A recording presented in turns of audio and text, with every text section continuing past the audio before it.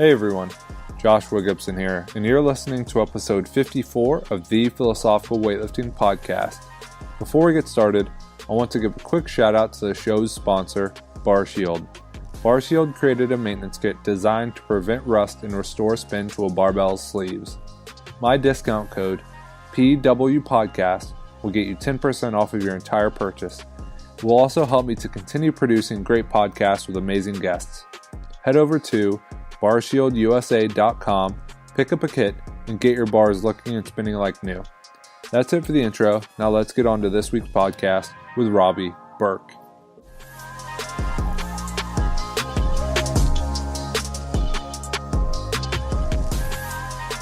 And we are live. Joshua Gibson here with yet another episode of the Philosophical Weightlifting Podcast. Today I'm joined once again by Robbie Bourke. Robbie, how's it going? Fantastic. Thanks for having me back. Yeah, I'm honored to have you back on, and I'm kind of ashamed at myself for the error, but Robbie, we never gave the people an introduction. I don't think you ever discussed your education, your background, your influences. So before we begin, maybe you can give some insight into your education, how you were introduced to the physical preparation field, etc. Cool, yeah. So I always half-jokingly say I'm a human being from planet Earth, and that's all you need to know. But if you were to put a location on it, I'm from Dublin, Ireland, where I currently live as well. And how I got into coaching was, in Ireland, there's what are called Gaelic games. So they're traditional Irish sports to Ireland, hurling and Gaelic football. There's also handball and rounders, but they wouldn't be as popular as hurling and Gaelic football. And it's funny because just yesterday the All Ireland hurling final was played, so that would be the equivalent of our Super Bowl here in Ireland. So for any listeners who aren't familiar with hurling or Gaelic football, I would just encourage you to go YouTube it and just watch it for a few minutes. And usually when people see hurling for the first time who've never seen it, think it's the craziest sport ever. So I'll give you just like a little bit of insight. It's essentially a hybrid between field hockey, lacrosse, played with baseball bats. And none of the players wear any protective gear except for a helmet. And the helmets only became compulsory back in 2010. So before that, you may even come across old videos of people wearing no helmets. So people kind of find that hard to believe, but it's a traditional game in Ireland. It's been played for apparently hundreds, if not thousands of years, but the official sporting organisation has only been around since 1884. And apparently it's the largest amateur sporting organisation in the entire world. So again, as I said yesterday, our Super Bowl was on, and out of the 30 players that played in the final, so 15 versus 15, all of them are not professional. They're all guys with normal 9-to-5 jobs, so teachers, lawyers, doctors, plumbers, farmers. So they're just regular people, but yet they're world class or elite at the game of hurling or Gaelic football. So I grew up playing Gaelic games. I more so had a love for hurling than I had for football. And I always knew whatever I was going to do in my life, it was going to be something to do with sport, something to do with fitness, something to do with health and wellness. And making a long story short, I dropped out of school early. I didn't finish what we call here in Ireland secondary school, what's high school in America. I didn't graduate, if you want to put it that way. We call it your leaving cert over here in Ireland. So I didn't sit the leaving cert, so I didn't graduate. I was an early school leaver, just basically bummed around Joshua for about 3 years because, when you're 16, you're kind of young, and I didn't really have any role models in my life, not putting a blame on my parents or anything like that. They did everything they could, and they were doing the best they could with the life skills they were given and they had at the time. But from 16 to 19, kind of bummed around. But lucky enough, the government funded this year-long personal training course, and I got a place on it. And essentially, I got paid to go to college every day, and it was year-long. And at the end of that year, I got a personal training certificate. I got my my CPR, I got my lifeguard badge. I basically got all the requirements you needed to work in a commercial gym. And I got a job then in Dublin City University, which is now one of the top universities in Ireland. And I worked there. This brings us up now to 2007 when I got the job there. And I worked there for 2 years until 2009. And during my 2 years there, I came across and met my first mentor, who was Martina McCarthy, who I've mentioned in another podcast. And Martina, she actually was an Olympian a previous Olympian. She had ran for Ireland in the 4x4 100 finals in Sydney in the 2000 Olympics. And she was my first introduction to strength and conditioning. Knew nothing about the world. Didn't even know strength and conditioning existed at that time. I knew about personal training. Sure, after my personal training certification, I thought I fucking knew everything because I knew how to put people, because I knew how to put people on a leg press and line people's knees up to the axis of rotation on a leg extension. So I thought I knew my stuff, and telling people to eat like the food pyramid. But sure, we all go for that. So I met Martina and was fascinated by her, really, to be honest, and just fascinated with the whole world she'd introduced me to. And looking back on it now, she was years ahead of everyone. She was doing like Franz Bosch training back then. She was doing like PRI breathing back then. Like she was doing a crazy shit. And like I kind of went through this like this sort of like when I first met Martina, I was like, wow, she's so intelligent. Then when I kind of like got into the field for 2 or 3 or 4 years, we're like, she doesn't know what she's at. And then when it circled back around, I was like, she was so far ahead of everyone. Do you know what I mean? Because I went through this process. But she did something really clever. I love telling this story. She did something very, very clever. She said to me, I want you to get 2 books. And I was like at this stage, like I'm like, I'll do anything she tells me to do. Because again, I'm just like this. This whole new world is opening up to me. Like, you know, just like she's the person who introduced me to it. So like, I was like, yeah, whatever you say. So she goes, I want you to buy 2 books.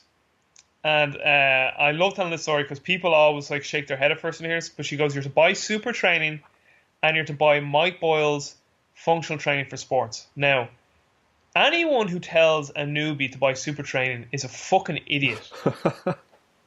But this is what Martina said. This is why you need to listen to the whole story. She says, you're to buy Super Training and you're to buy Mike Boyle's Functional Training for Sports. And I said, okay. And I didn't know what these books were at the time. And she said, when you get Super Training, you are not, and she was like, you listen to me now, you are absolutely not to read that book. And I was like, why am I getting it then? She says, that book is going to be on your bookshelf for the rest of your coaching career. It'll make absolutely no sense to you now. It'll make sense in probably 10 years. You'll read it cover to cover 2 to 3 times over your life, and you'll dip in and out of it constantly. And the more you read it and the more you dip in and out of it, the more it's going to make sense to you as your coaching career goes along. This is what she said. And then she says, see Mike Boyle's book? Read that the second you get it. And she says, copy his programs. He's a cook. You're a chef. That's your templates. Start coaching people off that. And for 2 years, I just did the Boyle templates. And Boyle then became my second mentor. Indirectly, of course, at first he didn't know who I was, I didn't know who he was. Then I got into his website, and then come 2009, I was like, right, I got an intern at Boyle's. So I actually had applied for an internship at Cressy's or Boyle's. I actually secretly wanted to get Cressy's more. I don't know why at the time, maybe because I was reading more of his stuff, Eric Cressy at the time. Because growing up, I should say, getting into the field, Cressy, Robertson, and Boyle were my biggest influences of the T Nation articles at the time. So I applied for Cressy's, applied for Boyle's, and I got Boyle's then in the fall of 2009. And I went over to Boyle's in September 2009 and stayed until December 2009, did 3 months, came back to Ireland.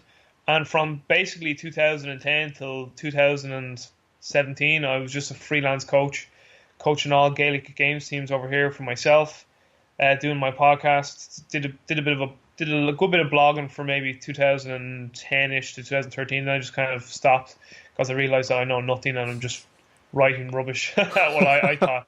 Even though some people are always like, oh, your stuff was great. I was like, because it's like anything, the more you learn, the less you know, and the more you find out that what you previously thought was somewhat heading towards some sort of truth, you realize, it's bollocks as well.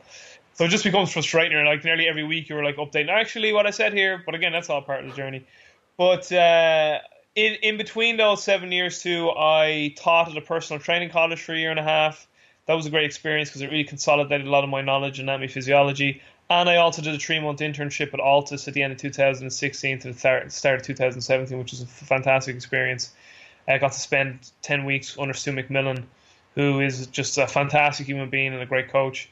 In between that time too, between 2010 and 17, I did a lot of traveling. I've been to Westside Barbell. I've been to IFAST, Mike Robertson and Bill Hartman. I have been to CrossFit Conjugate. I've spent 2 days in, by the way, that's Shane Sweat and fucking, oh my god, why is her name gone out of my head? Like Laura Phelps, one of the strongest female powerlifters of all time, geared powerlifters, still strong as fuck.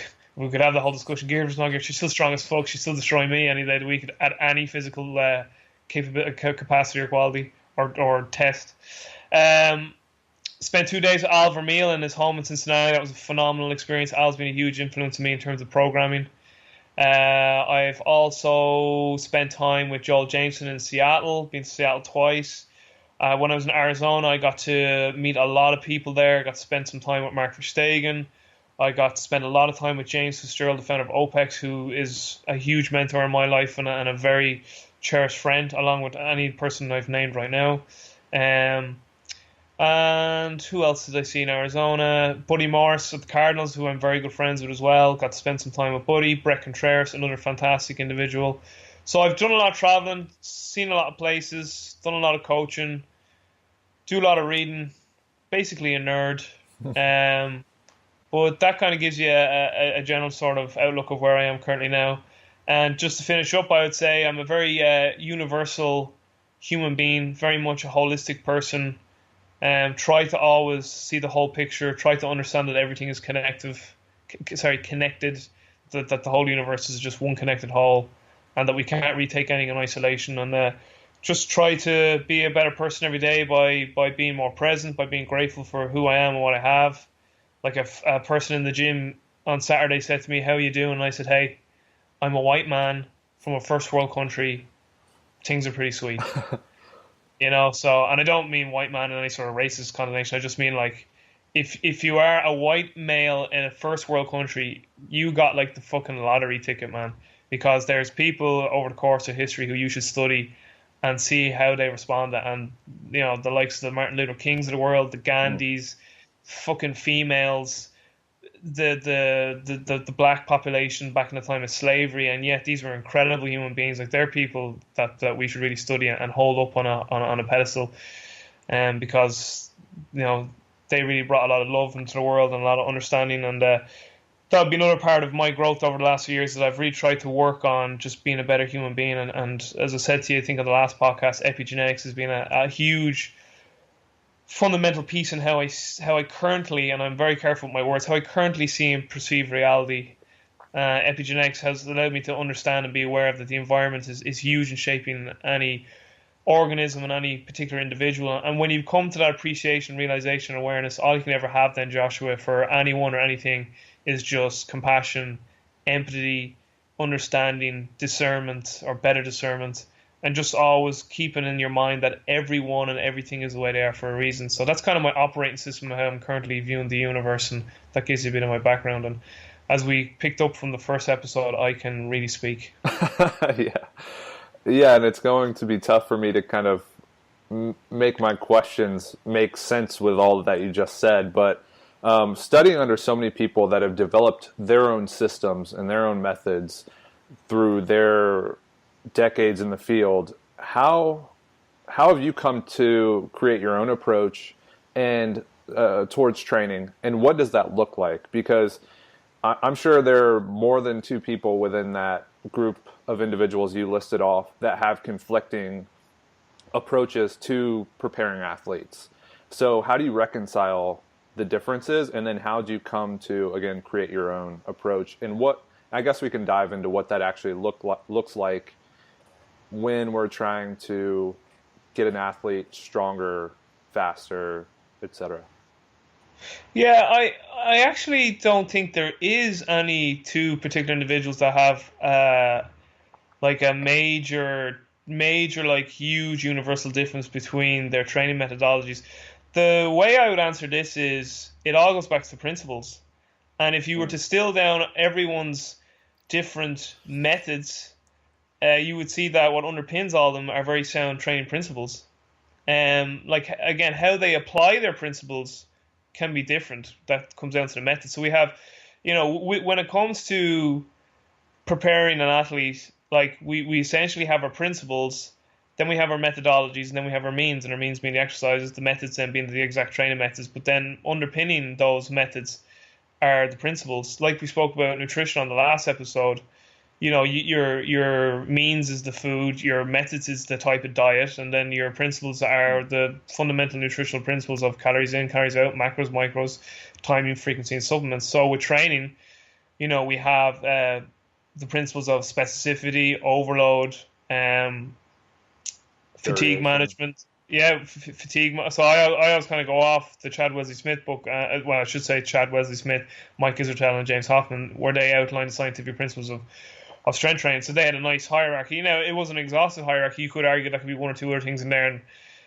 But I think that the order and the priority they had things in was pretty good. So in their hierarchy, it was specificity, progressive overload, fatigue management, stimulus recovery adaptation, variation, phase potentiation, and individuality. And okay, there's other things in there too. Like some people say reversibility is a principle, and again we could talk about potentially some other ones that could be listed. But all of these great people, again, as I said, their methodologies may differ on surface, but underneath it all are very strong principles that underpin and unify all these methodologies in one whole. Now, how I look at my own sort of, if you like, philosophy and then system, because I used to ask the question philosophy, and then people used to go, I don't have philosophy, I have a system, because philosophy doesn't have any, it's not objective. It's like, you do have a philosophy, you have an overarching belief, but then you have a system of how you implement. So your philosophy is your why, where your system is your how. How do you put it into practice then? This is where Al Vermeil's athletic development hierarchy, I really love hierarchies, it's just the way my brain works. But Al basically has this athletic development hierarchy that I adapted, and this is why when I spent those 2 days with Al in his home, it was a really great experience because, I showed him sort of how I had adapted and maybe updated his hierarchy and he loved it and he wanted me to send it. And anytime I ever use certain terms that he thinks are better than his terms, he's like, send me that term in an email or say that quote again.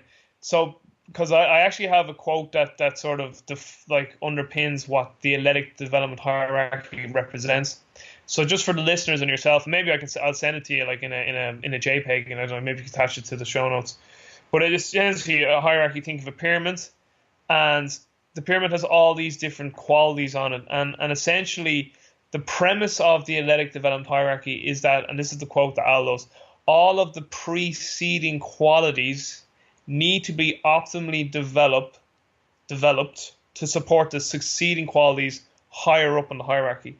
So the hierarchy is as follows. At the base of the hierarchy is your nutrition, is your circadian biology, circadian rhythms, is your overall health and wellness, your lifestyle, and basically your emotional, mental, emotional well-being is at the base. So if you don't have that, now this is the key thing, these things don't have to be 100% absolutely perfect. They just need to be at a competent level to be able to aid as a foundation. Does that make sense? They don't need to be 10 out of 10. For you, it might be just enough to get it to 6 or 7 or 8 out of 10 to support the qualities that it needs to support that are going to come above it. Once they're in place, and you could argue that this probably should be in this first level too, but I kind of just have it the next level up, is your overall movement quality. How well does your body move? So just, do you have baseline level of movement competency? Do your joints have healthy ranges of motion? Can you squat, hinge, push, pull, rotate, all the basic fundamental patterns that we've heard Dan John talk about and every good strength coach knows nowadays? Can you stand on one leg, all that stuff? That's kind of where, and I'll get back to this actually. I'll get back to how I measure each one of these areas on the hierarchy, because that's the next important question. But so essentially, movement quality is the next one up. After that then is work capacity. This is basically just aerobic capacity, a good, large aerobic base.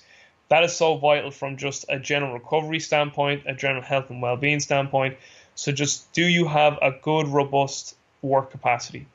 Then on top of that, there is body composition. And this is hypertrophy and body fat type training. Okay, so and what I need to make clear here is, it's actually body composition in terms of fat loss comes next. And what I mean by that in the hierarchy is, you are now in a position to actually do body composition optimization training. Training for body comp proper is tough. That's where a lot of the work will be lactate based type stuff. It'll induce a lot of a lactate environment. So if you don't have the nutrition, the sleep, the recovery, the lifestyle, mental, emotional health, you don't have movement quality to get into exercise I need to get into, you don't have the work aerobic capacity to be able to recover from the work, we're not going to do heavy lactate glycolytic work if you need to get body fat levels down. And then same then if we go next level up, which is hypertrophy. Do you need hypertrophy? Do you need to put it on for your sport? Are you a winger in rugby who's a stone too light?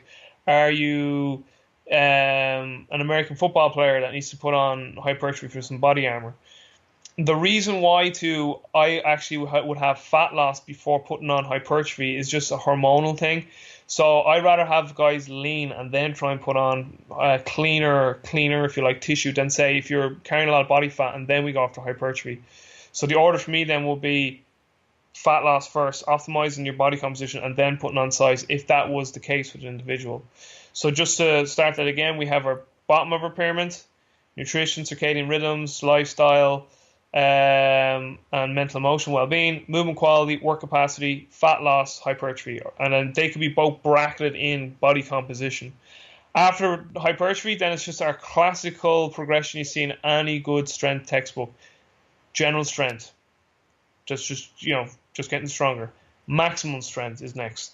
Then after maximum strength, explosive strength, rate of force development. Then after that is elastic reactive strength, things like stress shortening cycles, short ground contact times.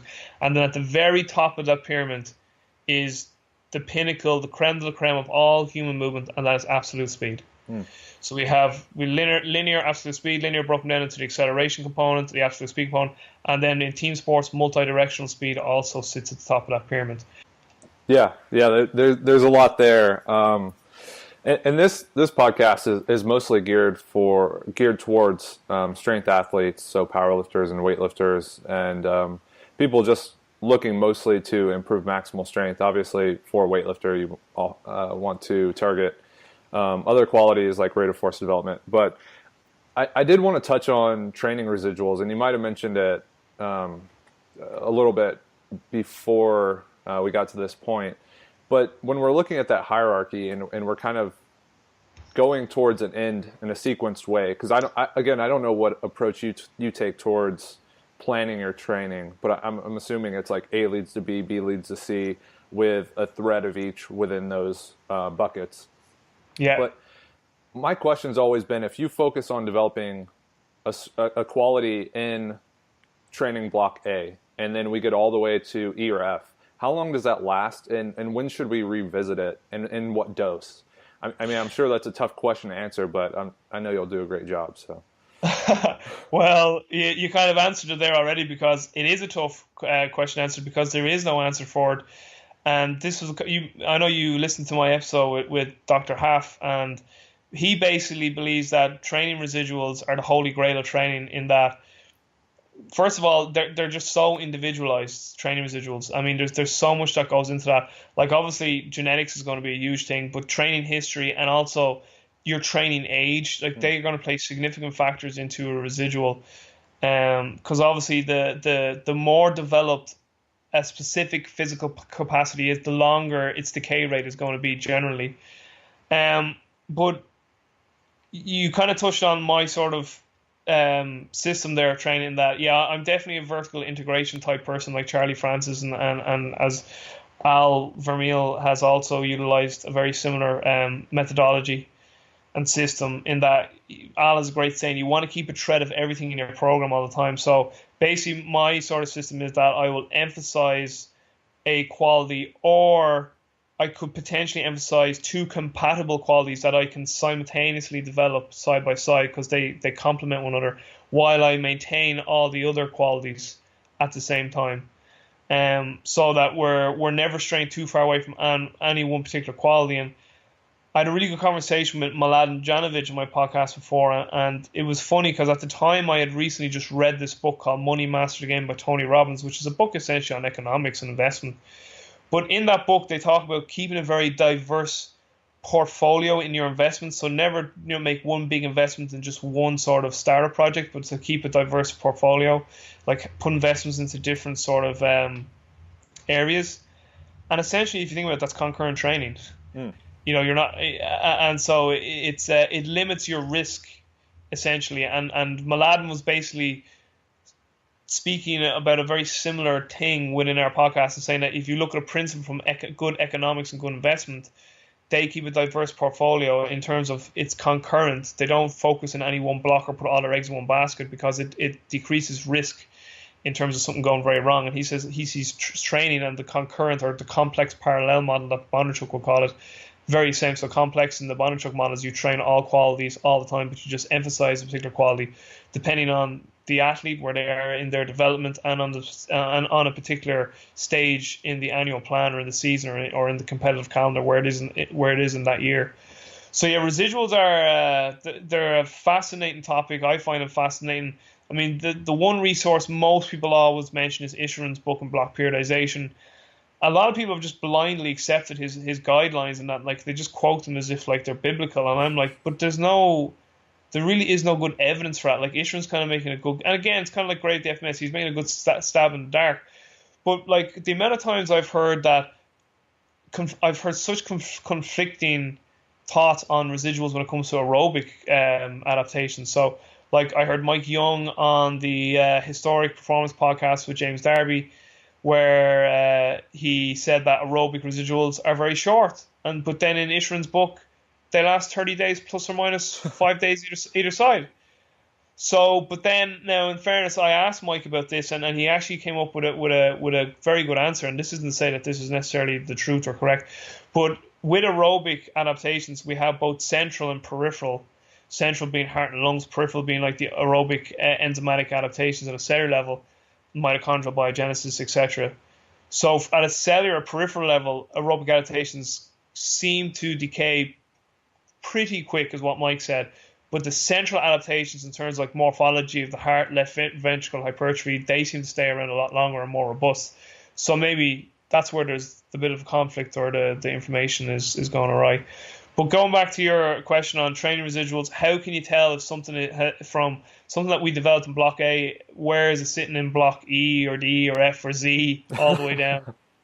Well, first of all, what I will say is you probably won't go that long without touching or emphasizing that quality again. You know, if you're going to be recycling through mesocycles, through a macrocycle or annual plan, so there'll probably be cycles. You know, so if we were to take a classical strength power athlete, you know, going through your hypertrophy work capacity block back into your strength block, back into your peaking block, you know. So, I mean, if you have 3 or 4 competitions that year, you've touched back in on those qualities. It's probably more of an issue with a team sport athlete with a long season, particularly like someone like English Premiership, you know. But again, like when you get into team sports, just finishing up on this, don't lose hindsight too. This is where we lose hindsight as physical preparation coaches, and really we should be called sports preparation coaches, that don't forget that the main priority is their sport. So fucking what if their bench or squat goes down? That's not their sport. And I usually see what happens is the original strength and conditioning guys were powerlifters, or I was going to say Olympic weightlifters, but they weren't even really, they were powerlifters. So their bias was always fucking get strong as fuck. Oh, your squat's going in, that's the end of the world, because in their head that would be the end of the world to them, because one, that was their sport, and two, that was just their life too, you know. Whereas you got to realize, this guy makes a living just like, you know, kicking the ball and slide tackling, and like squat, bench, and deadlift are like really far down the list of priorities. Like they are important in terms of like a global general strength standpoint, and particularly if you're young and novice and young training age, they can have a larger carryover. But it's just not to lose sight of the sport is the king of all. So, I mean, that was one huge thing I always learned from Chad Wesley Smith. He's like, sport specificity is number one in every sport, no matter what the sport is. He's just like, he was just like, just because my sport is powerlifting doesn't mean that squat, bench, deadlift is important to, you know, soccer player or a Gaelic games player or something like that. But training residuals, Joshua, are a hard question to answer, and we're never going to get a full answer. We can have very broad, vague guidelines on certain qualities and capacities. I think Isheron has made a fairly good, decent outline in his book in terms of giving us somewhere to start from. How long something's going to stick around, genetics, as I said, is going to play a huge factor. Your training age, the amount of time you've invested in that particular physical quality that we're talking about, be it aerobic capacity, be it your hypertrophy gains, be it strength, explosive strength, elastic reaction strength, speed, multi-directional speed. It's really going to vary usually. Generally, though, the longer and more time you put into quality, the longer its decay rate. And generally, more things that are more morphological based, they seem to stick around longer than, say, like neural based things. Like I know in Isheron's book too, like, so aerobic and strength qualities seem to stick around quite long. You know, as I said, 30 days plus or minus 5 for aerobic is the same there for strength. Glycolytic strength endurance work was 15 to 18 days, so you're looking at roughly 2-3 weeks. And then when you got more down into real neural adaptations type stuff, like when he got into like the alactic real speed power qualities, he was like they had very short windows of where they stayed at a peak condition. Their decay rates were quite fast. It is a huge a real can of worms, training residuals. It's a great question. It's an area that I am fascinated with, but I don't have any concrete answers I can give you, but it is a fascinating area.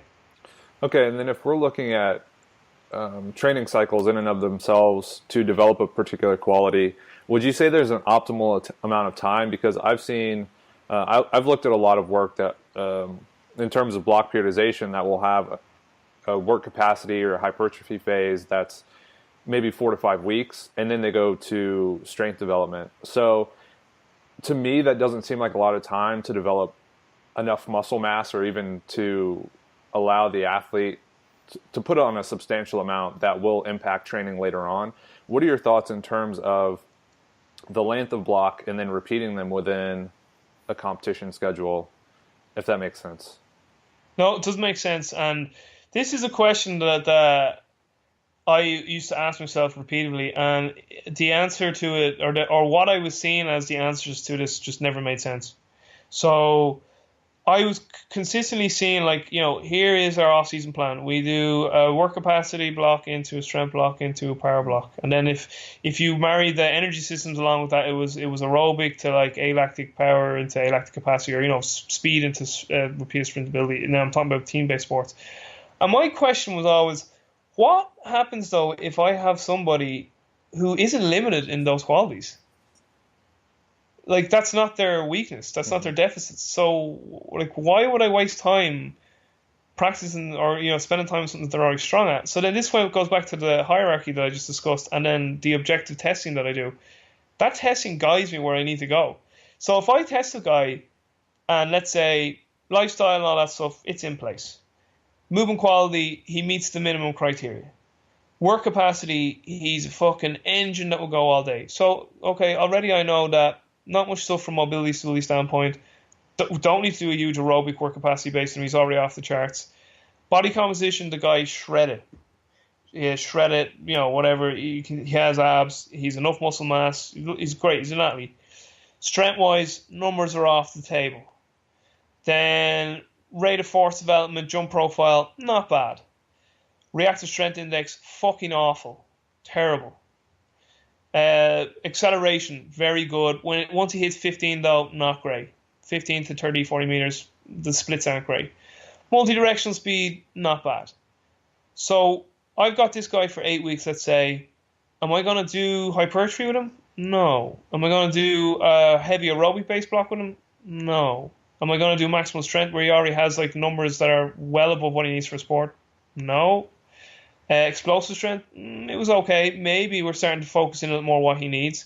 Elastic reactive was poor, and then more top end speed was poor. So that's what I would start focusing on for those 8 weeks, and I'd usually probably block it into a block A and a block B. So for that guy, we would maintain his strengths and we'd focus on his weaknesses in that off season. So for him, it would probably be block A. Mainly explosive strength stuff would be primary focus. Secondary would be elastic reactive, and then maintenance of all other qualities. And then as we bleed into block B, getting into more absolute speed, elastic reactives are primary. Secondary, rate of force development. Tertiary, all maximal strength, hypertrophy, work capacity, and maintaining all that. Now, just for the listeners, we wouldn't go straight into like depth jumps on day one or absolute speed day one, like as he comes back from a few weeks off or a few days off or however long it might be, because I'm not that stupid. Even though I've made those mistakes. Just fucking go sprint there 40 meters. Or your hamstring sore? Okay. But that's basically like what I did. The testing tells me, it guides me what this individual needs right now, and I purely got that from Al. Like, instead of kind of churning through the same system over and over again. Do you know what I mean? Of like a work capacity block to strength block into, it's just like it made no sense, because that we were basically forcing the individual to the program rather than making the program suit the individual, if that makes sense. Like a common one I always use too, Joshua, is this. So let's say I have another athlete and he's savage on everything on that hierarchy I just named, except his work capacity is not great and his elastic reactive isn't great, but body comp perfect, strong as hell, explosive. Again, elastic react not great, acceleration's great, top end speed not great, and multi-directional's all right. So, and his movement quality and all that is in check. So the two areas he's very deficient in, and I've had athletes like this, is work capacity. His heart rate's a bit high. His yo-yo test wasn't great. He struggles to recover. He's too explosive, but doesn't have the aerobic engine to recover from it. So with that guy, block A would be work capacity, aerobic based stuff, like a lot of tempo based movements in the weight room, a lot of tempo running type based stuff, just a lot of general aerobic based type stuff. And then secondary to that would be his elastic reactive and a maintenance of all other qualities. And then as we bleed into block B, now elastic reactive becomes a predominant primary quality, and then secondary then would just be, and tertiary would be everything else on a maintenance level.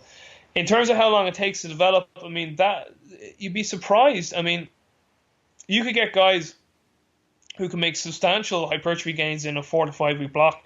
You got other guys who need 8 weeks. So it really just depends on individuals. Like, are you going to get massive gains of hypertrophy in a 4 week block? No, not really. But if you're doing a hypertrophy block into a strength block, you have to understand that a lot of your accessory strength work is going to be fairly hypertrophy based. So really, that's an 8 week block of hypertrophy. Aerobic, you can definitely make large aerobic differences in a 4 week block. Aerobic adaptations are quite. I've heard of conflicting things. There's people saying that they're slow. I've seen them be quite quick in athletes that I've trained, and they're very trainable. And out of the three sort of energy pathways, alactic, glycolytic, and aerobic is the most trainable. Glycolytic next, and alactic abilities are the least trainable. Alactic are more genetically based, you know. So think about like how much improvement can people make in a 100 meter sprint. Like, you're not taking like you're not taking seconds off that. You're taking like hundreds of milliseconds, because alactic or neural abilities have a much smaller window of trainability and they're more reliant on genetics. And like aerobic, you can really improve someone's aerobic capacity and capabilities with training, so you can. Other qualities then, I mean, again, it is going to be, a lot of it is going to be genetics too. The how much training time you have to devote to that particular quality, yeah, it really is going to depend. Like, one thing I will say before I wrap up this is that I know Cal Dietz does like his 6 weeks of triphasic, where it's 2 weeks eccentric, 2 weeks isometric, and 2 weeks concentric. And I really want to ask Cal this question. I'm like, are you really seeing an adaptation in eccentric, isometric, and concentric in just 2 weeks of training? Now, again, I suppose you need to question how much frequency and density is blocked in there. Like, if you're fitting in, let's say you could fit in 10 sessions in 2 weeks, maybe 10 sessions is enough. Who knows? And again, it's so individual in terms of response too, you know? So it really, really depends, like, in terms of stimulation and adaptation to particular traits. But yeah, in terms of like how long would it take to develop hypertrophy and strength and explosive strength and elastic reactive and see improvements in speed, like, again, there is probably general guidelines out there that we could base it off, but again, it is going to be so individual. But it is another good question, and I like where your head's going with some of the questions in terms of, you know, asking about residuals and then certain adaptations of qualities, like how much of a time frame do you need? These are great questions that I just don't think anyone has any solid answers to, and if they do, I'm all ears. Yeah, and if we think about kind of having shorter microcycles, not necessarily a week, but maybe like an A and B workout, and then you just repeat it right afterwards, you can fit 2 microcycles within a week. So you're exposing yourself to the same stimulus multiple times that week. So if you have a 2 week period of eccentric training, you can actually see that same workout maybe 2 to 3 times in 1 week, and then 2 to 3 times the second week. So you're actually being exposed to it pretty frequently, which may have a greater training effect. But in terms of maintenance of a quality, that's something I've been playing around with as well. If we're looking at hypertrophy work is all 10s, and then we switch to a strength block and we're looking at all 5s. Besides total volume, if we're trying to maintain some of the muscle mass we've developed, what does that look like in terms of practically implementing workouts to maintain that quality? Great question. I would say the best thing for any listeners, and even yourself, and you're probably aware of this because you're pretty clued in. Mike Israetel and James Hoffman released a really great book there recently, the How Much I Should Train book. Volume landmarks. I've just had to get the subtitle up on that, but the book is called How Much I Should Train, and within that book they talk about the concepts of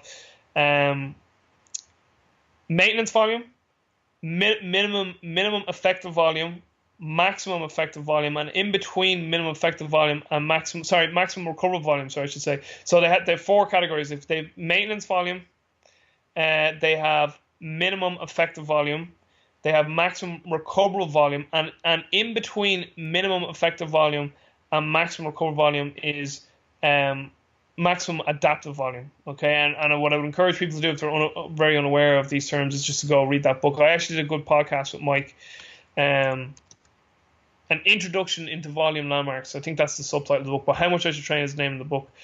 But in that book, the guys try and tackle this sort of question about training volume, because it really is an unknown and untapped area.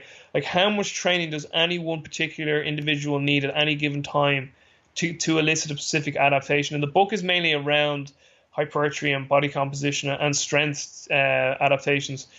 So it is highly applicable to your audience in terms of, weightlifters, because it is sort of geared towards the powerlifting bodybuilders, but you can obviously transfer a lot of that information into weightlifting. Now, in terms of maintaining hypertrophy, from Israel's work and from any other work I've seen, hypertrophy is actually quite easy to maintain. In terms, you don't actually need a ton of volume to maintain it once you've accrued a bit of hypertrophy. Yeah, you need volume to accrue it outside of being a pure newbie. You will start need more volume to accrue, and obviously the recovery and the calories that are needed. But to maintain it, the volumes don't have to be particularly high. And to say how much you might need, again, it's going to be quite individual. But the volumes, I don't think it's to be crazy high.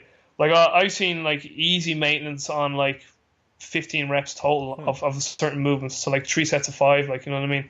And you maintain even like 2 sets of 5. If that is, again, now the thing is that 3 sets of 5 once a week, or is that 2 or 3 sessions? So really the total accumulation there, if you're doing that 3 times a week, would be 45 repetitions, in terms of a maintenance.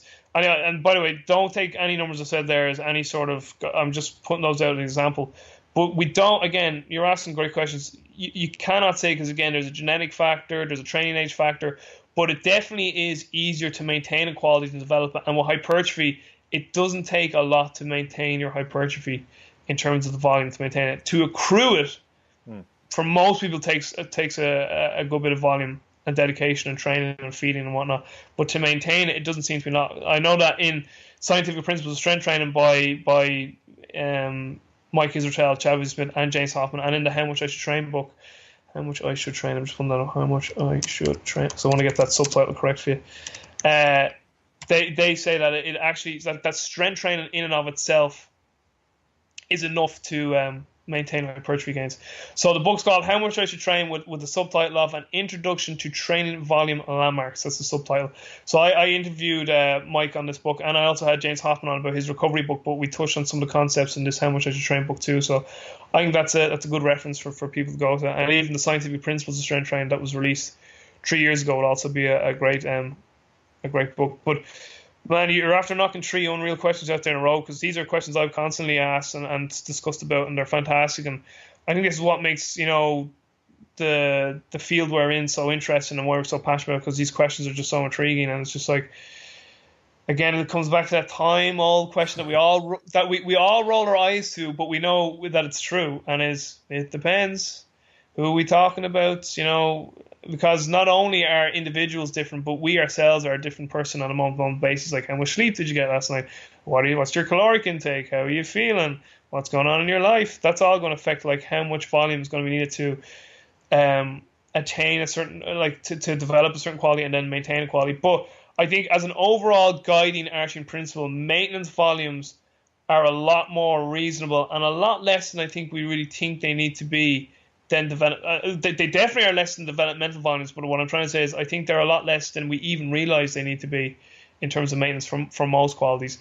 Like, when you develop your aerobic capacity up to a big degree, you don't need to do a ton of tempo volume. Let's say you just build it through tempo running. You don't actually need to do a ton of tempo running volume to maintain it. When you build hypertrophy to a substantial size and you do a strength block, I mean, your hypertrophy is pretty much going to stick around indefinitely unless you do something ridiculous with your caloric intake and really drop your volume training very, very, very low. But like, again, like even with weightlifters, I mean, you do so much accessory work unless you're on the pure Bulgarian method. And this actually is something that Christian Thibodeau mentioned one time, and I've heard other people mention it, and you'll know more about this than me, but that is, if you do look at the difference in physiques of the all Russian guys to the Bulgarian guys, the Russian guys always did carry that bit more muscle mass than the Bulgarian guys, and you can see that the Chinese carry a little more muscle mass because they kind of have a hybrid between the two systems as well. So, I think I think hypertrophy would stick around with even like strength volume type landmarks. Now, even with like a block approach, do you think there's usefulness in? I know Mike Teixeira calls them pivot blocks. So basically, like a shorter period of time that's so far away from what you've been doing to kind of resensitize somebody. So this would make sense if you're stringing together strength blocks, right? So if you're doing sets of 5 across, and then you want to do that again to try and keep improving that quality. To you, does it make sense to implement something that's maybe sets of 10, maybe more unilateral, more rotational, things that are just so different? And then, like he always says, it's for general health purposes, but it comes back to that same question of developing muscle mass and how long that actually takes. If you're only doing 2 weeks of these rotational exercises, do they really even have a benefit? Yeah, so where Mike got that pivot block from was what's called a washout cycle from Bondarchuk. Mm-hmm. Yeah. So he has adapted the Bondarchuk model to a powerlifting scheme, and I'm good friends with Mike, a great guy, and I'm actually very good friends with Derek Evely too, who's probably the #1 English-speaking resource on the Bondarchuk system, who recently just released a whole online video course on the Bondarchuk system. So for anyone that's interested, I don't get any kickbacks on that. I've seen it though; it's phenomenal. Derek's a great guy. Martin Bingeser too is another great resource in the Bondarchuk system, as well as the guys Joseph Johnson at Ultimate Athletes Performance, and he has Matt Homey there. I think Jake Johnson, I think is the translator. I could be wrong, but I know that Brian Mann, Matt Homey, and I'm fairly sure Jake Johnson is the gentleman's name. I'll have to check that out as well. They translate a lot of Bondarchuk's work for Joseph at Ultimate Athlete Concepts. Ultimate Athlete Concepts, unbelievable resource too in terms of training books and translated books, just unreal information. And Joseph's just like one of the nicest guys you can meet. But the pivot block, yeah, I actually currently, just from what I've studied and the literature I've read, I am a huge fan of pivot blocks or washouts, like whatever you call it. The reason for that purely is, to me, from science, there is a thing called accommodation, which people wear from Louis. Accommodation, or what the guys from Juggernaut or Renaissance Periodization call adaptive resistance. Adaptive resistance, accommodation, whatever you want to call it, it's in Zassi Orsi's book too, The Science and Practice of Strength Training. I'm just going to say that again. The Science and Practice of Strength Training. The reason I say that again is so many people say, oh, yeah, Zassi Orsi's book, The Practice and Something of Something. I'm like, it's the science. Yeah, they can never get the title of that book right. So, The Science and Practice of Strength Training. How hard is that? But anyway, accommodation is a biological law. It's a universal law, okay? So, like, Joshua, if I say to you, you're going to do the exact same program for the rest of your life, you'd be like, I think I might plateau on that. You'd be like, yes, you will plateau on that. Right, let's bring this concept into another field, nutrition. Right, Joshua, I'm going to spike the fuck out of your insulin every single day. What's going to happen? I think I might become insulin resistant. Bingo. Okay, Joshua, here's another one for you. Let's do a social, emotional project here. Me and you are going to get locked into a cage for 10 years together. What's going to happen between us? We're going to absolutely hate each other by the end of those 10 years because we've built up a resistance to one another. Does that make sense? Yeah. Whereas think about when you haven't seen a friend for like 5 years, like, oh my God, how you doing? But this is true. You have sensitivity to them. You have a sensitivity. You are going to get a stimulation from them. No difference to training or nutrition. So that is why things like washout cycles or low volume blocks to sensitize you to a high volume block, or a high volume block to sensitize you to a strength block, to me they make sense because accommodation or adaptive resistance is a biological law from the science that I have studied so far. This is why I'm very careful with my language. See the way I say things, this is what I currently believe, based on what I currently know. But I know I have massive gaps in my knowledge. I know we all have massive gaps in our knowledge. So to me, it makes sense. I would see those not so much as an adaptation as more so just a resensitization block. Like I would be doing it. I wouldn't be turning around and saying, I'm doing it to get hypertrophy. I'm doing it just so that the body has a complete, like the body goes, whoa, what's this? Oh, I like this. This is just something completely new. The body likes change. Now, it doesn't like just completely out of the box, random as fuck change, because in Tony Robbins' book too, he spoke about the two highest stressors to a human. The first is uncertainty, but then the second is too much certainty. So it's a paradox. We need to keep that. It's a spectrum. We need to keep a balance there. It's kind of like controlled chaos, if you like. So, but I do like those types of pivot blocks, washout cycles, whatever you want to call it, for a resensitization phase, and that comes off the Bondarchuk system. And it's funny, I've recently just come off studying the Altus Foundation course and just finished semester 1, and the last module, the fourth module in semester, or the fourth module in the first semester, a lot of that is to do with the Bondarchuk model because Derek brings you through it. So I've recently just gone through a lot of that, so my headspace is in that, because the Bondarchuk system basically is looking at a trend. It wants to know how many sessions it takes you to get to peak performance. It does not go off this classical, we're going to do this block followed by this block. It's like, we're going to take 2 or maybe 3 different programs, A, B, or ABC, and you will consistently do those programs. Nothing changes. Not one thing changes. There's no wave loading. You are going to keep doing session A, session B, or session ABC, one after the other, like Chinese water torture, drip, drop, or drip, drop, drip, after one another, until you hit peak form. Now, how do they know peak form? This was done with throwers. Your throws will go further. So that's how they used to measure it. And then they'd start to see a trend. So they might say, oh, at session 25, that's when he always hits PR. So then if you had a competition on this date, they would work back from that date of when session 25 had to be. But once you hit that peak, they went into a washout cycle so that they could start the 25 session cycle over again. So to resensitize the body, essentially. But yeah, currently I am a fan of doing that. But we naturally get that variation in by just changing up blocks anyway. You know, so a lot of times variation is naturally built in by the default. We just don't even realize that we've done it. You know, so like if you are going from a hypertrophy block to a strength block, say there is, or even just rotating some exercises through, there usually is going to be some type of inherent variation already built into the program. But am I a fan of those? Do I believe in them? Yeah. Do I believe that, again, you could accrue a certain quality in 2 weeks? That goes back to my question, like to ask Cal Dietz. I don't know. Again, density. Like, here's another question I'll ask you. Okay, let's say hypertrophy gains in 2 weeks. Most people are like, no. Okay, I'm a movie star and I work in Hollywood and I get to train twice a day with a trainer and I have a chef doing my food. And because I am a movie star and I'm not competing in sport, I can take steroids. So maybe in 2 weeks, could you see a big change? I'd say you'd see a bit of change there, right? Significant? Probably not, but more than you'd see, say, with someone training 4 times a week, once a week, and they're an average Joe. Don't think you're going to see much change at all there. So again, context maybe there. Yeah. Great questions. You're asking great questions. Well, something I've been trying to reconcile, reading more about Bondarchuk. I actually bought transfer training because of your podcast. I've been listening. Good luck trying to read that fucking dry thing. Well, I've been listening to Derek Evely and Martin Bingesser, and I've been put onto them because of you, so I really appreciate that. But I've been trying to reconcile the need to keep things static in the sense of not changing anything, but then also the idea of fluidity within a program. And I'm trying to figure out a way for weightlifters. I know Mike Tashir's done it for powerlifters, but to keep things static is very difficult. I don't know if you've done any thinking on that, like how to resist changing, but then also accommodate the athlete. I don't know. What are your thoughts on that? So I'm just trying to pull up something here. Just give me 1 second, my man. Oh yeah. So the thinking on that, again, and it'd only be thinking that I would have on that thus far. I'm just trying to pull up this gentleman's name. I'll get it for the end.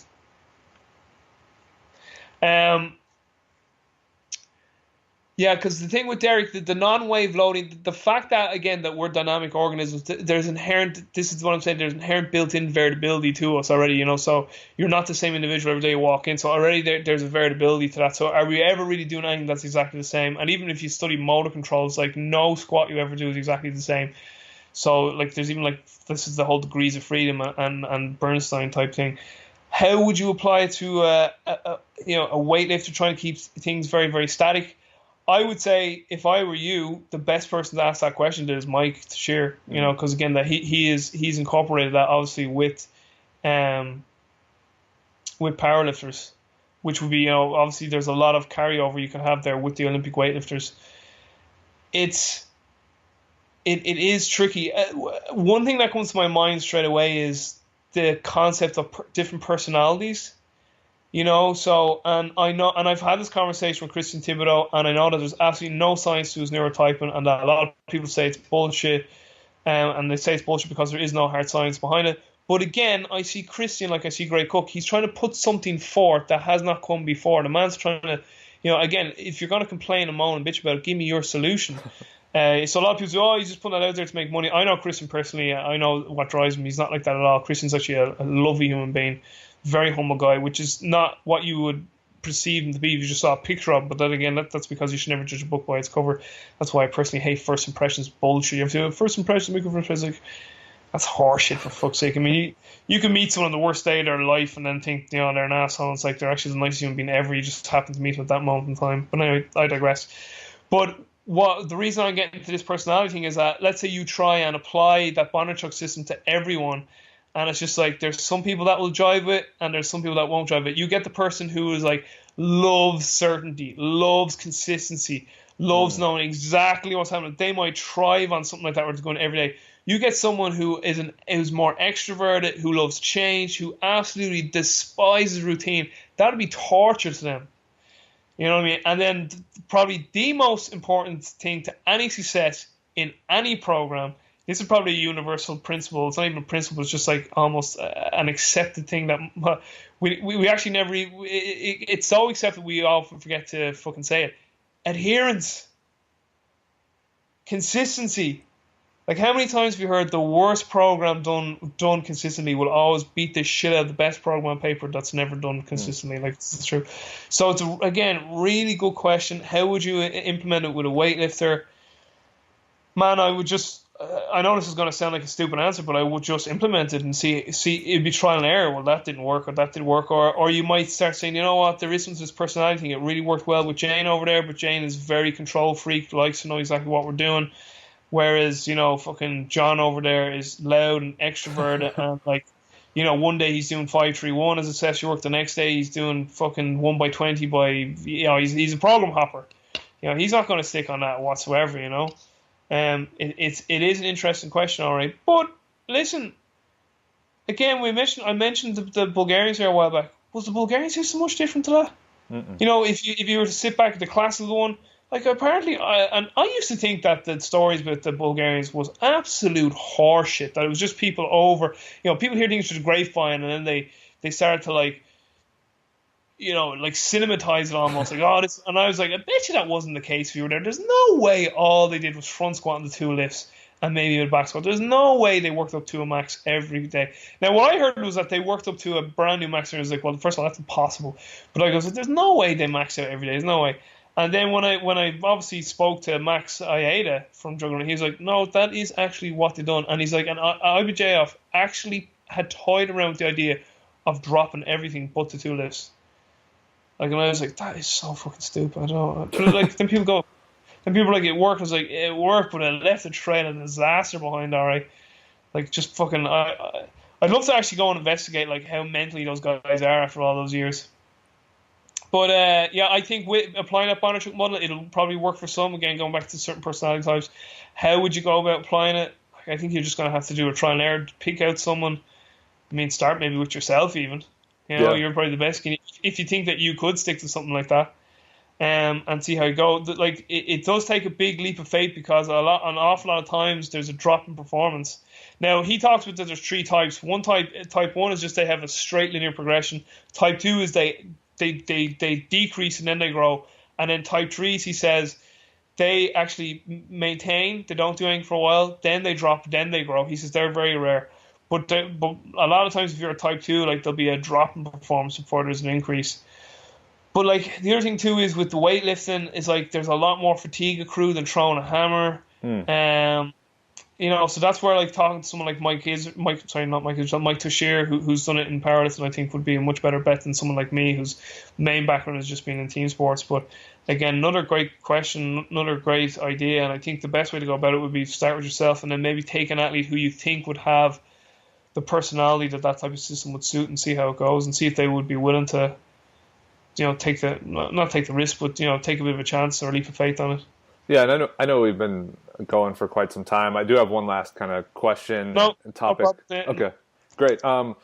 The thing I kind of run into difficulty with as well when I'm reading a lot of the scientific literature, so a textbook or research papers, is they kind of treat fatigue as this deathly thing that you want to avoid at all costs, in the sense of if we're talking about weightlifting, they're talking about missing lifts. So if you miss a lift, that's going to cause so much accumulated fatigue over time, and it's going to kill your performance. And it's like the boogeyman, basically. Implementing this Bondarchuk model, I've kind of played around with like a daily max for an exercise up to a miss. But then you kind of get that eerie feeling of, well, if they're always missing, they're learning to miss. It's changing their motor program. Like, there are all these really touchy aspects of fatigue and motor learning. And I just want to get your insight into the delicacy of it all, because it's treated like, if you just walk 1 inch over that line, you're dead. Your performance is done. You're going to overtrain. You're going to become sick and start, having diarrhea and whatever. Yeah, well, I'll start off answering that by, you will become what you believe. So if you start to believe that, and that is your perception, well, then guess what? You're like, oh, I'm tired. My CNS is fucked. I'm going to die. I've got diarrhea. So, again, answer is going to be, it will depend on the individual. There is going to be context to it. So, for instance, if you are a bigger, stronger individual, going to failure is going to fuck you up in the long run, because bigger, stronger, faster people cause larger disruptions in homeostasis. So they are going to accrue more fatigue. Now, I think working up to a daily max, okay, when you say working up to daily max, are you working up to a daily technical max, or are you working up to a fucking horrendous grindy max? There's differences there too. But I think that's far more clever than like working up to a max where you're actually really working up to failure all the time. And again, it's going to depend on the psychological capacity of an individual. Like if you have someone who's like, they miss and it's not a big deal, it doesn't arouse them at all in any way, it doesn't ruin the rest of their day. It's like, well, that person is fine with this. Whereas if it's another person that like absolutely ruins their day, that's a different kettle of fish. There's also other ways. This is why I actually love back offsets. So in terms of, let's say you do work up to a max, and maybe you work up to a max, you hit it, and then you say, oh, I feel good, and then you work up to the next one, you miss it. Then it's, what's nice there is to say, right, I'm going to leave that, but I'm going to go down 10, 15 kilo and just finish off with 2 or 3 nice technical sets. From a skill acquisition standpoint, a mood standpoint, I worked up to a heavy weight. I could have got that one today. That's where a bit of maturity comes in, and finishing off with some clean stuff. That will kind of keep that, kind of in your mind that I finished on some nice bar speed. I finished on a nice movement pattern. The system finished on what? So you're not trained. So again, you're kind of, to me, that would be, you're not training the system to fail. The system finished on these 2 nice clean reps. So if that's one way you could go about, like, doing that, if that was a psychological barrier with someone too. And the one thing about weightlifting too is that, as you know yourself, there isn't a shit ton of heavy ground contacts or massive accrual of eccentric damage. Okay, now, if you do a lot of accessory squatting, there might be a bit of eccentric damage, all right.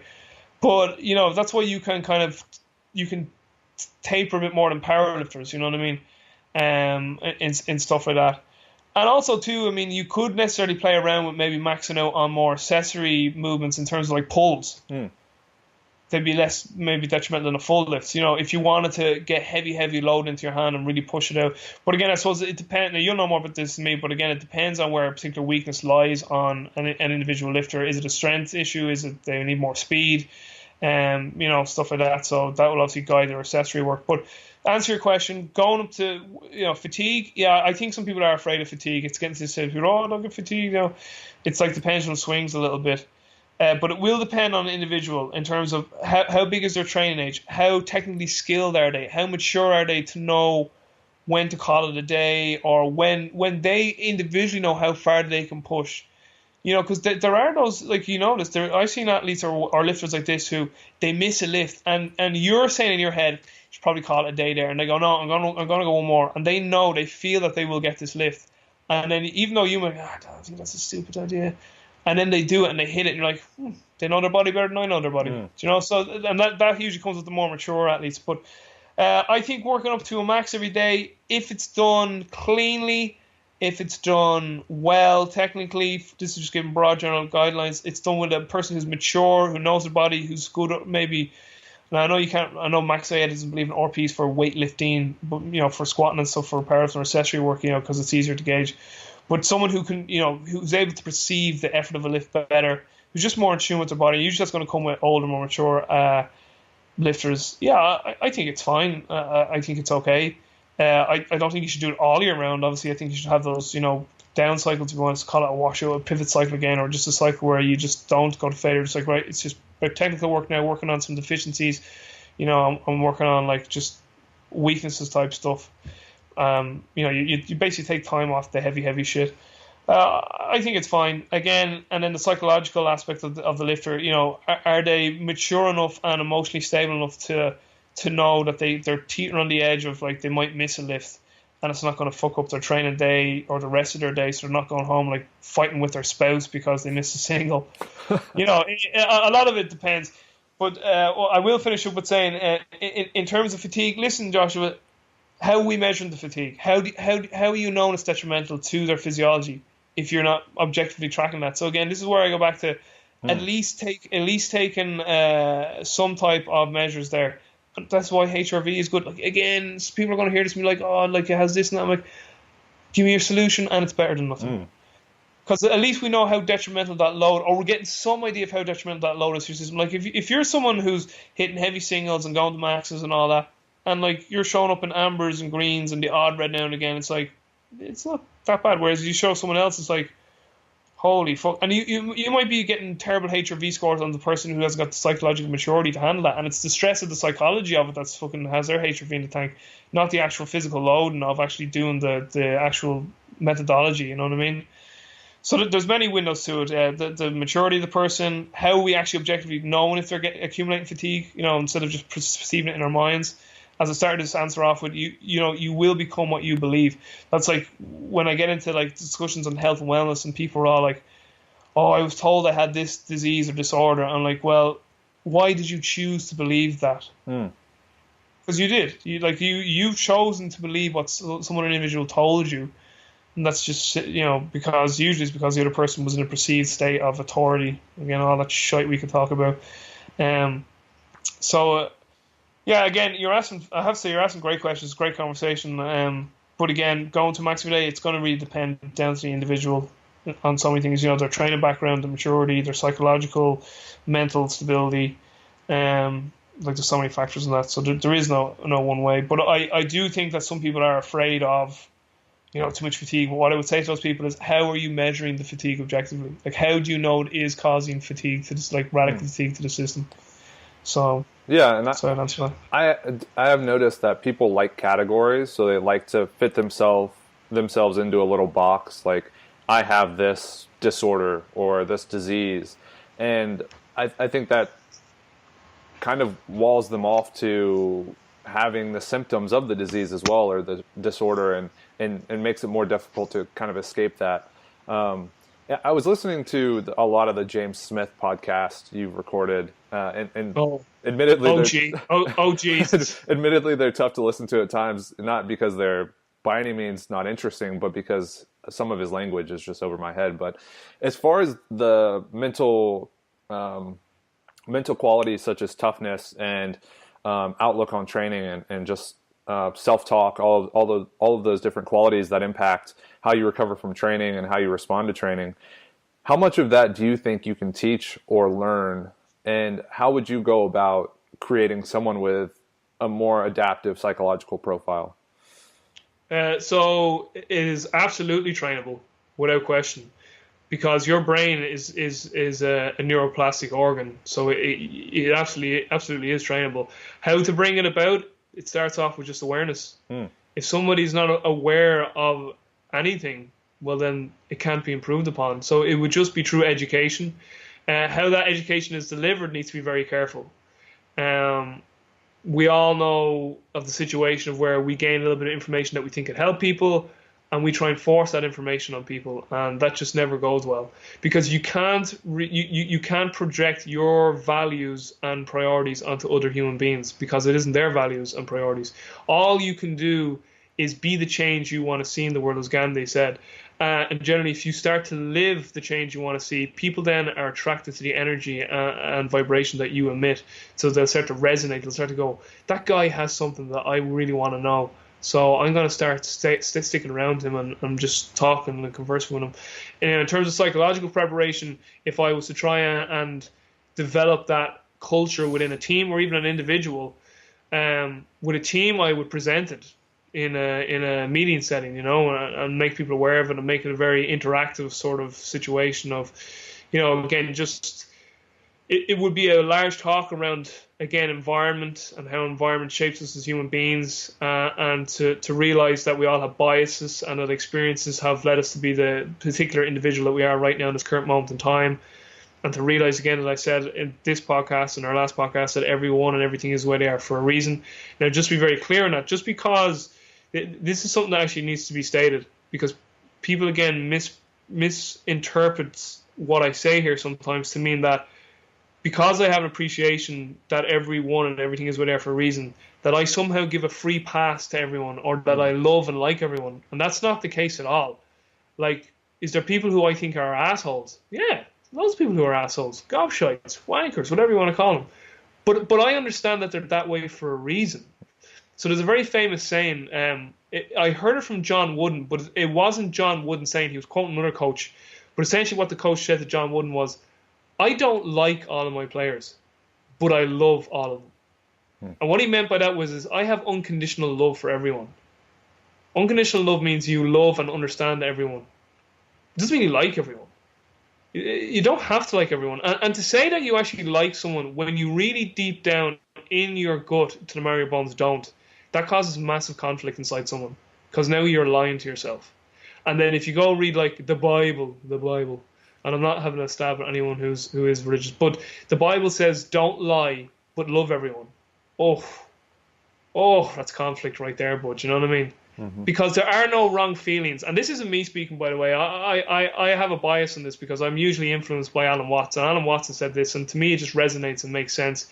And the way I sort of project the message is that if it currently makes a lot of sense in my mind, then it is currently what I believe. Notice I use the word currently there. So it means that I'm adaptable to change, which is a good sign of an organism, adaptability. But what Watts says is that there are no wrong feelings. There can be wrong actions, but there are no wrong feelings. So when I say that, I have unconditional love for everyone, first of all, that's a work in progress, because first of all, you need to look inside yourself and say, do I love myself, first of all? And you love yourself more on certain times than you do at other times. Like I could have loved myself more yesterday than I did today, because today I did something stupid, like, forgot to pay a bill or hurt someone's feelings, and now my love for myself is down more. So it's an ebb and flow. But there are no wrong feelings, but there can be wrong actions. So again, once you come to an awareness again of trying to always work on unconditional love for yourself and others, and realize that does not mean you have to like everyone. It just means that you have to come to an understanding of why everyone is the way they are. That's crucial. So trying to develop psychological preparation with an individual or a team that I work with would definitely come in the form of a presentation where I would first of all show my own vulnerability.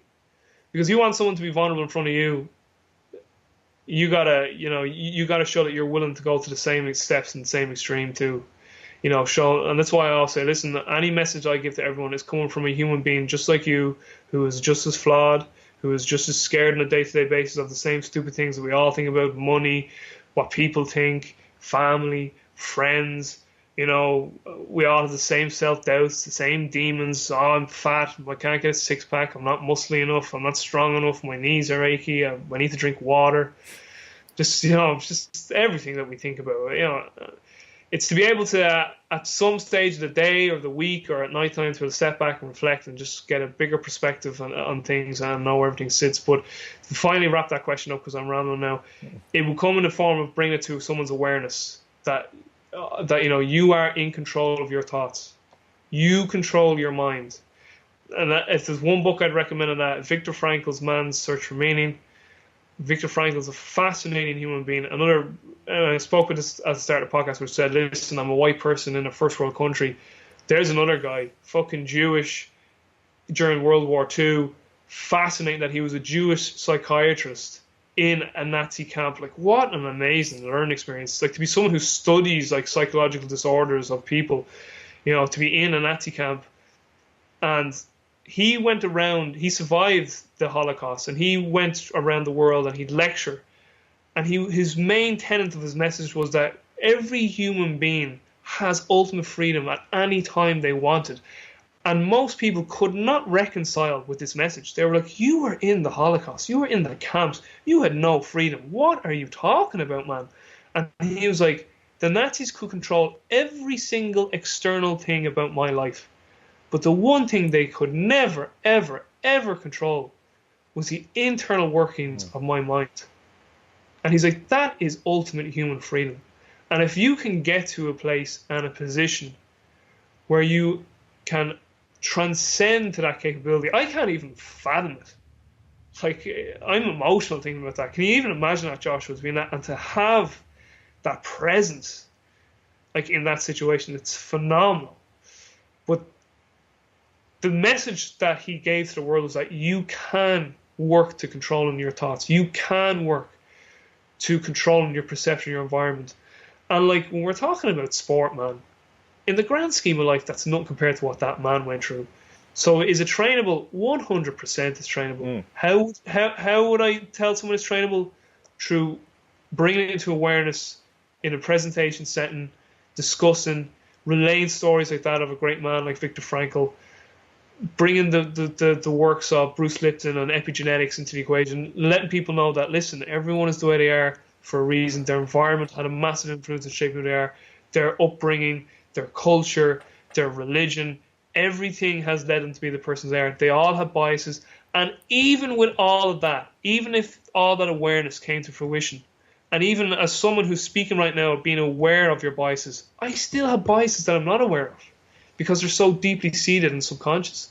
And it's to be aware of that unawareness, if you can kind of almost come to that paradox. But I do believe it's trainable.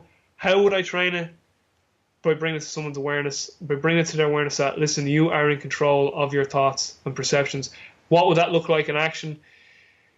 This is where the methodologies would change. And I have to say, James would be a far better individual to speak on the actual hows of this. But for me, what I would do is, like anything, it's practice. It's that when something I'm about to lose my temper at, it is that, whoa, just relax, take 10.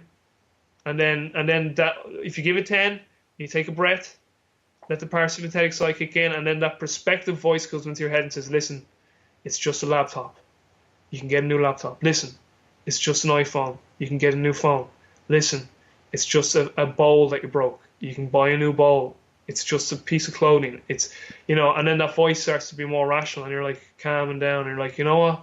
This is nowhere near as bad as I initially thought.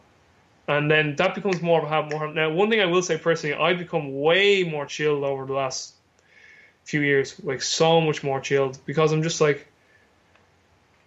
again, man, we're talking on Skype right now. Like, our lives are handy. They are handy. And yet, listen, I'll probably walk down the road now, go to the supermarket, and they won't have something I don't want, and I'll be like, ah, damn it. But then I still have the respect of going, listen, I'm in a supermarket, first of all. I'm walking, I'm alive. I just had a great conversation with Joshua. Well, he did all the listening again. I did all the talking. But it's just having more perspective. By bringing more perspective, I think, into the equation, and realizing again that you are the master of your ship, I think that'll go a long way to helping people, psychologically become more robust and more prepared. It's like anything. Like psychological preparation is no different to physical preparation. It's practice. It's time. It's putting in the time, putting in the hard yards. It's just stimulating, adapt, and making it a habit. And I will say that I also love reading anything Alan Watts has put out. And kind of going along with what you said, I think a lot of people think that when they have an emotion or experience an emotion that it's wrong, but it's that holding on to the emotion and that taking it with you for an hour or 2 hours after that, and the night of the day that you experienced anger or sadness, and having that consume you. It's not the actual act of experiencing the emotion. It's holding on to it. That's great, man. And this is the last section. I have like 3 questions we wrap up on, and whatever. Yeah. I don't know if we're going to be able to top that answer you just gave. So this will be interesting. But besides the physical improvements, so besides gaining muscle, besides gaining strength, besides increasing whatever quality, do you think it would be useful for everyone to strength train or resistance train? And what has training done for you? I was going to say in short, but sure, people start laughing now. Like you can't do short. I think everyone should do some form of strength training or resistance training. Training is just another. It's just another means of experiencing the gift of life. Like, so every activity we do, whether it's painting or writing or singing or playing a song or interacting with another human being or whatever it is that brings some sort of joy in your life, it's just another means of experiencing the gift that is life, that we've been given by this universe, or whatever your particular belief is in terms of religion, or, you know, whatever it is that has us here. Training teaches you an awful lot. You know, it really teaches you an awful lot. There's a lot of life lessons that can be learned in the gym. Delayed gratification is one. You know, like, so people who train for a meet that's 16 weeks away, it's like, in a world right now where it's very much instant gratification. And this is why a lot of people find it hard to train and not test every day in the gym, because they want that gratification now. I mean, you know, the art of delayed gratification is a huge thing that can be taught through strength training. You know, the art of setting a goal and attaining it. I think too, because training is so intertwined with the physical and the mental. You know, you can feel yourself attaining a goal on a moment-to-moment basis. It is intangible and it is almost unspeakable, and there aren't words to describe it. But all of us who have an affinity towards the iron, or whatever it is you're lifting, a cable or a rubber band or any type of resistance, anyone that just loves movement and just any form of resistance training, we all understand what it is. We might be able to articulate it well. You know, we might be able to express it well. Some people may be able to do better when they put pen to paper or fingers to the keyboard. But we all know what it is. I said we might be able to articulate it, but we all have that love. We all have that sensation. We all have that feeling that makes us go to that gym, to that wherever it is every day that we need to get our fix, you know, our addiction almost. I think everyone should do some form of training. Does it have to be, you know, heavy strength training? No. I think resistance training, though, just everything it brings mentally, emotionally, spiritually, everything it does for your body. But like any medicine, this is a key point. Like any medicine, it can be a poison. The difference between medicine and poison is dosage. And for as many people as strength training or resistance training has helped, it has also destroyed a lot of people. And I've teeter-tottered on this too, and I probably still do sometimes. And maybe, I don't know if you have, you know, maybe you yourself have gone through things like that, where we overtrain, where we really train when we shouldn't train, and even we're guys that study this. We understand fatigue. You know, we understand adaptation and fatigue, and yet we still probably do things that we shouldn't do. Our joints are a bit achy, and I'm a bit tired today, and, you know, maybe today should be a rest day. But no, we still have a bit of that old dog where it's like, don't be a pussy. So, I mean, there's a balance there too. You know, it's like any medicine. If the dosage is prescribed properly, it's one of the most magical medicines that has ever been created and ever will be created, and it's one of the most powerful, if not the most powerful. I mean, to be able to move your body, to be able to test your body, to put resistance on your body, to feel it on a moment-to-moment basis, in the art of training, in the art of doing some type of resistance training, I think is just, it's something every human should have, to me, on a daily basis, but definitely on a regular basis, and it's something I think every human should have an appreciation for. And I think what a sad part is, it's like some things in life, Joshua, where if an individual has a bad experience with exercise, so what that could have been was the first exposure with somebody who just wasn't in an adaptive capacity to take on the exercise load they were given. They were just given too much dosage.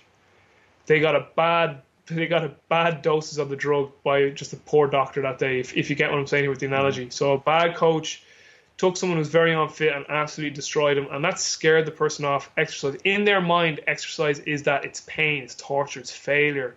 And they just don't want to ever go through that again. And they throw the baby out with the bathwater. That's the great saying there. And they could potentially lose out on the gift of what training could actually give back to them. And, you know, it's a beautiful thing when you see these testimonials and how certain, you know, programs or how a coach changed someone's life because that coach knew what they were doing. They knew how to guide that individual. But in terms of, again, just the long answer came out. In terms of what strength training, resistance training can facilitate in an individual, it's up there with anything else in the grand scheme of life in the universe. Again, it's as I said, it's just another means for us to experience life, to learn about life, to learn more about ourselves. And I think resistance training is priceless, really. Yeah, I like what you said about the unspeakable aspect of it. And I've had this conversation with quite a few people already. And just in regards to strength training, when you're strong, you feel strong all the time. There's just some quality about it that when you're out in public or when you're just hanging out by yourself, you feel a different way that it is hard to explain to other people. But what it does for your confidence and for the interactions you have with other people or the relationships you have with other people, it's priceless. It really is. So the second question I have, and I think you might ask this here and there, what is the worst mistake you've made as both an athlete and then as a coach? Oh, I love that question. And what I will say is, and this is going to sound very pig-headed initially, but let me explain, because you know, I haven't made any mistakes. What I have done is allowed myself to have a shit ton of learning opportunities. Because to be honest, mistakes are something you keep doing over and over and over and over and over. But again, going back to sort of our conversation with Viktor Frankl and perception, it's how you perceive any moment in time. So I love Ryan Holiday's book, The Obstacle's the Way. Is this an obstacle or is it an opportunity? You can decide how you want to see this. So I see all those quote-unquote mistakes as just opportunities for further growth as an individual. Because going back to Alan Watts, who you said you're a fan of, and I mean, he had a profound influence on me. It has had a profound. I was only listening to him last night. I listened to his stuff over and over, one of his audiobooks. Is that the universe, and I think I mentioned this in the last podcast, the universe works in contrast. You cannot know an up without a down. You can't know a right without a mistake. So, I mean, it's all part of the process. And there's no judgment. There's no judgment with that because it's all part of the process. So, listen, I have had lots of fuck-ups. Oh, lots of fuck-ups. Will I have a lot more? Oh, too right, I'm going to have a lot more. But do I look forward to having more of them? Too right, I do, because they're only going to make me grow as a person. They're just going to be other chances on the journey to grow and develop and become more wise and more mature and to develop some tougher calluses that will help me with the next obstacle. And that's all they are, bud. Yeah, and I think that's great for anyone to hear, is that someone we regard in yourself as, I don't want to say an expert, but someone that's incredibly well-versed in the field of study that they've chosen still continues to fuck up. That just puts a dose of reality to it all, because I know people that are maybe lower on the totem pole in terms of where they're at, what they know, what they're doing. They feel like eventually once they reach the top, they won't make mistakes or they won't have these experiences of regret, but they just learn how to avoid them the next time. They don't repeat them over and over, like you said. So that's an excellent point, and I think it's useful for everyone to hear, in my opinion. Yeah, I think just one final thing on that too is, like, don't be afraid to make mistakes. So like you make one mistake, and then I think you kind of said that people sort of nearly, they almost like recede, and it's just like, no, you accept that mistakes are going to come, they're going to happen. So just go head first into the next one and just be like, whew, that was a big fuck up, but man, I learned a lot from that. I'm glad that happened, so I won't do that again. And then you go on to the next one and go, whoa, that was even better than the last one, but it was something different. I learned something different again. You just keep plowing forward. Yeah, and that kind of goes along with what you were saying about maxing out and adopting a Bondarchuk model for weightlifting, using yourself as a guinea pig so that when you make these incorrect decisions, you can learn from them and you're not affecting someone else's health or wellness and psychological well-being. And that's why, I think as a coach, we want to know as much as we can know and how to apply it and when to apply it so that we don't fuck people up. At the end of the day, we just want to make people better. We don't want to make them worse at all. And I know that sits heavy with myself when I make a wrong decision and someone's training takes the wrong turn. I'm sure you feel the same way. So I guess that's what keeps us honest and keeps us learning and keeps us wanting to become better. So the last question I have, Robbie, and this I actually got this from Danny Lennon's podcast. Shout out to Sigma Nutrition, because I don't think you could ask anyone something more insightful. So the question is, what is one thing that people can do each day? And I phrase it a little differently because of a guest I've had on previously, but what is one thing that people can do each day to become a better person? To become a better person. Danny asked me that when I was on his podcast, and my answer at the time was sleep, because I was using I was using the sleep aspect. So sleep would be up there, but that sounds like such a disappointing answer given how deep this conversation has gone. But I do believe if people did really, really sorted out their sleep, that a lot of things in their life would definitely improve. But and I could speak on that for a long time, as we already know. But to be honest, one thing actually that has just been on my radar lately, and I need to thank Jason Ferrugia for this. My answer would be sleep, but this next thing wouldn't be a far off second. Laugh every day. Did you laugh today? Like, really laugh? And the reason I say that is I don't. It's something I need to work on. And like, people could have listened to our two podcasts and go, "That Robbie Bourke fella is a mad bastard. He's funny as fuck." And yet, like, they probably think he's probably just a mad thing all the time. It's like, but there's probably days that go by that I didn't have a good, joyful laugh.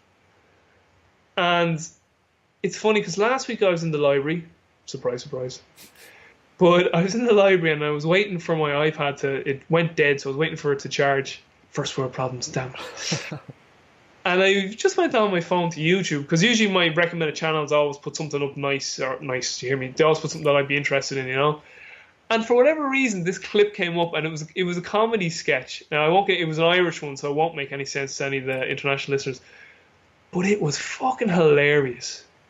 And I was in the library pissing myself laughing. And the thought came into my head, Josh, was like, when is the last time I laughed like this? Like, I was in the library, I was like biting my arm trying to keep it in. The sketch was hilariously funny.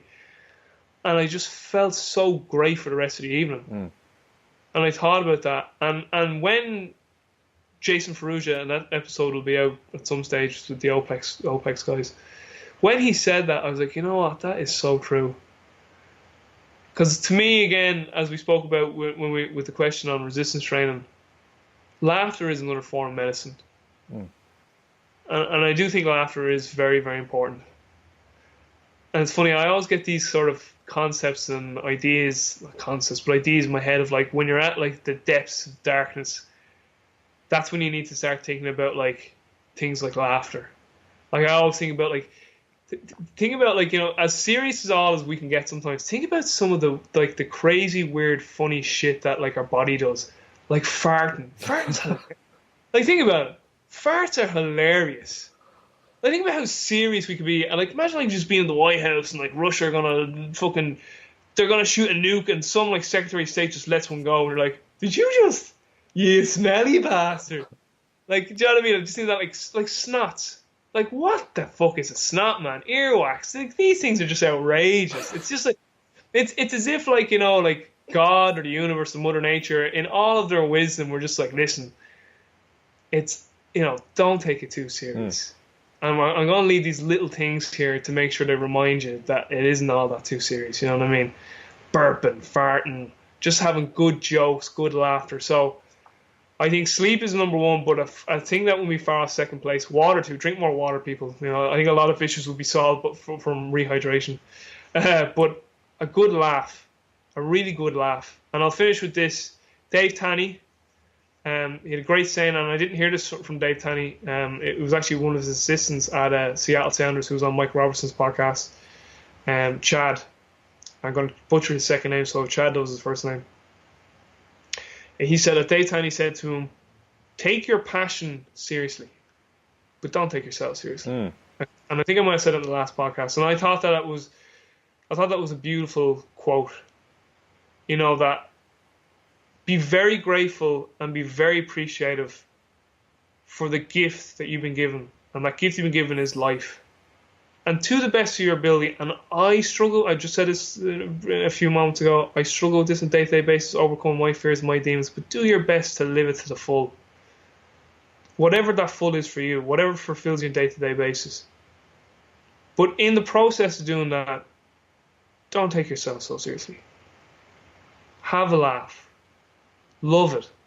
Work on loving yourself and forgiving yourself. And then as best as you can, bring that into creation and share it with the world. And I try to do that on a moment basis. I try. I know I do better at other times than other times. I do it better with other people than other people. So again, finishing off that question, sleep and hydrate, boring answers, but laughter will be a very close thing. And just don't take yourself so seriously. Yeah, and I think the thing about laughing is that it's so honest, and it makes someone almost feel vulnerable, because there's this weird social thing that people don't want to feel exposed in public. I mean, I have a friend, and she just has the most hilarious laugh. It's high pitched. It sounds like a witch is laughing, but I love being around her because it's contagious. Yeah. And I think we're in a position now, and I kind of get this from Alan Watts, but just because you're born in the Western Hemisphere into a situation that's comfortable, there's nothing wrong with that. There's no reason we should seek out other ways of living to punish ourselves for having this opportunity. He always talks about going and living in the mountains and living alone, and there's nothing wrong with where we're at or what we're doing. It's just an acceptance of this is the way that it is, and let's enjoy it while we're here. And people that are in poor circumstances, obviously we don't want them to starve or to suffer, but they're used to it. I mean, they were born in it. That's normal for them. So trying to impose our will and impose our ways is probably more stressful, and they're probably more in touch with the reality because of it. So, Robbie, thanks again, man, for coming on. I feel this was a great episode. We talk training, we talk life, and again, it's the Philosophical Weightlifting Podcast, so we stick true to the name. Now, you gave your information before, but if you'd like to again, give your email, your Facebook, where people can find you and reach out to you. Yeah, so Facebook and Twitter. I think I said Twitter last day, but I'm on Twitter too. They probably are the two easiest ways to connect with me. So I think I'm at Robbie Bourke on Twitter. I don't think it's anything too unoriginal. And then Facebook, just Robbie Bourke, Bourke, or Bourke as the Americans would say, Bourke. But Ron Burgundy, as it says my profile picture. So once you see Ron Burgundy, you'll know that's me. Friend me. Message me. I'm always very responsive. I can be slow, but I will always respond. And then my email, as I gave it in the last one, was just my name. So ROBBIE BOURKE, and then the letter X. So it's like that's a kiss. At hotmail.com. Yes, there's still hotmails out there. So, but I'd be happy to answer any emails. Yeah, and I hope you guys stuck around for the finish of the episode. I think it was a great conversation. There's a lot of information there, so you might have to listen to it twice. But we really do appreciate your attention and giving us your time of day, because we know in a world full of so much stimulation and so much information, to take the time to listen to two guys just interested in physical preparation and understanding more about existence is a little far out there. So this is another episode of the Philosophical Weightlifting Podcast, and we will catch you guys next time.